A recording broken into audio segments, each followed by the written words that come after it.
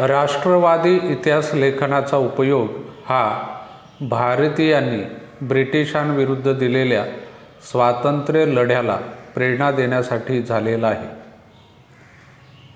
राष्ट्रवादी इतिहास लेखन जे आहे त्याचा उपयोग कशासाठी झालेला आहे, तर भारतीयांनी जो ब्रिटिशांविरुद्ध लढा दिलेला आहे त्या लढ्याला या लेखनामधून प्रेरणा मिळालेली आहे। कोणत्या इतिहास लेखनातून?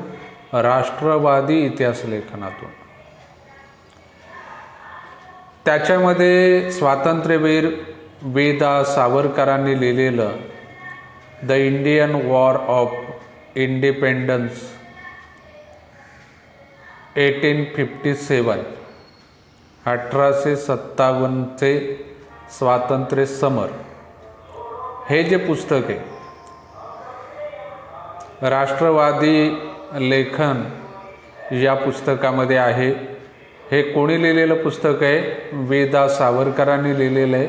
आणि वी.दा. सावरकरांनी जे पुस्तक लिहिलेलं आहे त्याचं नाव आहे the Indian war of independence 1857।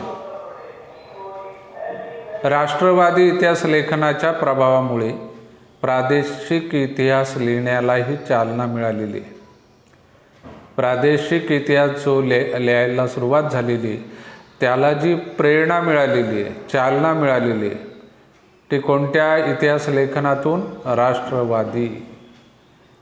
त्याचबरोबर दक्षिण भारताच्या भौगोलिक वैशिष्ट्यांकडे आणि इतिहासाकडे इतिहासकारांचे स्वतंत्रपणे लक्ष वेधले गेलेले जेव्हा राष्ट्रवादी इतिहास लेखन पुढे आलेले तेव्हा दक्षिण भारताच्या भौगोलिक आणि वैशिष्ट्ये जे आहेत, भौगोलिक वैशिष्ट्ये कशाची? दक्षिण भारताची।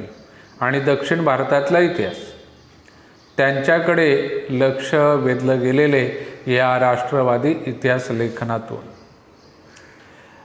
स्वातंत्र्योत्तर काळातील इतिहास लेखन जे आहे त्याच्याबद्दल आपण विचार करूया। एकीकडे राजघराण्यांच्या इतिहासावर भर देणारे इतिहास लेखन केले जात असताना सांस्कृतिक, सामाजिक, आर्थिक इतिहास लिहिण्याची सुरुवात झाली। ज्या वेळेला राजघराण्यांच्या इतिहास लिहिण्यावर भर दिला जात होता किंवा राजघराण्यांचा इतिहास लिहिला जात होता, त्याच वेळेला सांस्कृतिक, सामाजिक आणि आर्थिक इतिहास लिहायला सुरुवात झालेली आपल्याला दिसते। स्वातंत्र्योत्तर काळात समाज, विज्ञान, अर्थव्यवस्था, राजकीय प्रणाली, धार्मिक विचारसरणी, सांस्कृतिक पैलू यांचा इतिहास अभ्यासण्याची आवश्यकता विचारवंतांना वाटू लागलेली आहे। कधी? स्वातंत्र्योत्तर काळामध्ये। स्वातंत्र्यानंतर विचारवंत कोणत्या अभ्यासाची अपेक्षा किंवा दखल घ्यायला लागलेले आहेत? समाज, विज्ञान, अर्थव्यवस्था, राजकीय प्रणाली, धार्मिक विचारसरणी, सांस्कृतिक पैलू या बाबींच्या अभ्यासाची आवश्यकता कोणाला वाटू लागली? विचारवंतांना। कधी?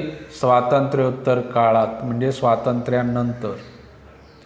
या काळातील इतिहास लेखनामध्ये प्रामुख्याने 3 नवे वैचारिक प्रवाह आपल्याला आढळतात। स्वातंत्र्योत्तर कालखंडामध्ये जे इतिहास लेखन झालेलं आहे त्याच्यामध्ये आपल्याला 3 वैचारिक प्रवाह आढळतात, 3 विचार आपल्याला आढळतात। त्यातला एक आहे मार्क्सवादी इतिहास, दुसरा आहे वंचितांचा इतिहास आणि तिसरा आहे श्रीवादी इतिहास। हे 3 नवे वैचारिक प्रवाह इतिहास लेखनामध्ये आलेले। त्याच्यामधला एक प्रवाह आहे मार्क्सवादी इतिहास। आता हा जो मार्क्सवादी इतिहास आहे तो मार्क्सवादी इतिहासकारांच्या लेखनामध्ये आपल्याला दिसतो। या लेखनात आर्थिक व्यवस्थेतील उत्पादनाची साधने, पद्धती आणि उत्पादनाच्या प्रक्रियेतील मानवी संबंध यांचा विचार मध्यवर्ती होता. कोणत्या इतिहासामध्ये? मार्क्सवादी इतिहासामध्ये. कोणता विचार मध्यवर्ती होता, मुख्य होता? आर्थिक व्यवस्थेतील उत्पादनाची साधने, पद्धती आणि उत्पादनाच्या प्रक्रियेतील मानवी संबंध हा विचार महत्त्वाचा होता. प्रत्येक सामाजिक घटनेचा सर्वसामान्य लोकांवर काय परिणाम होतो याचे विश्लेषण करणे हे मार्क्सवादी इतिहास लेखनाचे सूत्र होते. मार्क्सवादी इतिहास लेखनाचं सूत्र कोणतं? सामाजिक घटनेचा सर्वसामान्य लोकांवर काय परिणाम होतो याचे विश्लेषण करणे हे मार्क्सवादी इतिहास लेखनाचे महत्त्वाचे सूत्र. मार्क्सवादी इतिहासकारांनी जातीव्यवस्थेत होत गेलेल्या बदलांचा अभ्यास केला. मार्क्सवादी इतिहासकारांनी कोणता अभ्यास केला?